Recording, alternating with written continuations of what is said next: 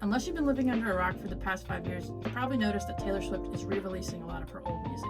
Now, a lot of people have a lot of opinions on this, but I'm not here to talk about all that. What I am here to talk about is the copyright law and contract law concepts that are allowing her to do this. Before we get started, we need to reiterate a very basic music industry 101 lesson. Every time you hear a song playing, there are two copyrights at play. First, the copyright in the musical composition, the music and lyrics, usually owned by a music publisher. Second, the copyright in the sound recording, which is a recorded performance of that music and lyrics, usually owned by a record label.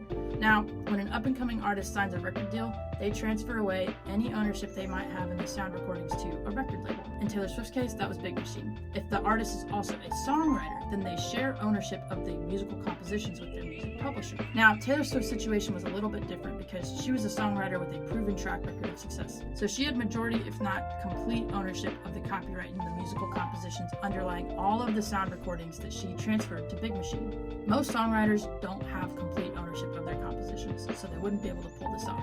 So what happened to Taylor Swift? Big Machine Records decided it was going to sell her sound recordings to a third party, and they didn't first offer it to Taylor Swift, which they weren't contractually obligated to do, but a lot of people think it would have been the fair thing to do. So Big Machine sold the sound recordings to somebody else, and that somebody else refused to sell them back to Taylor.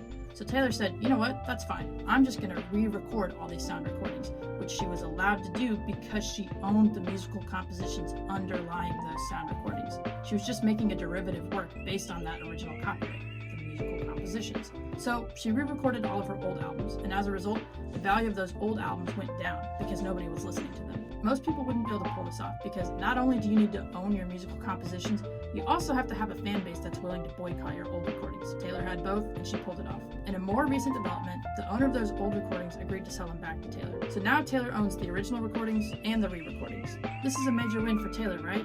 Yeah, but record labels took notice. Now, a lot of record deals have a re-recording restriction clause in them, which basically just says, hey artist, if you're recording music for us, you can't re-record that music for somebody else or for yourself. Essentially, it's just trying to block performers from pulling a similar stunt. So look for re-recording restrictions in your label deal. And if you have questions about any music agreement that gets presented to you, give us a call and let us help you out.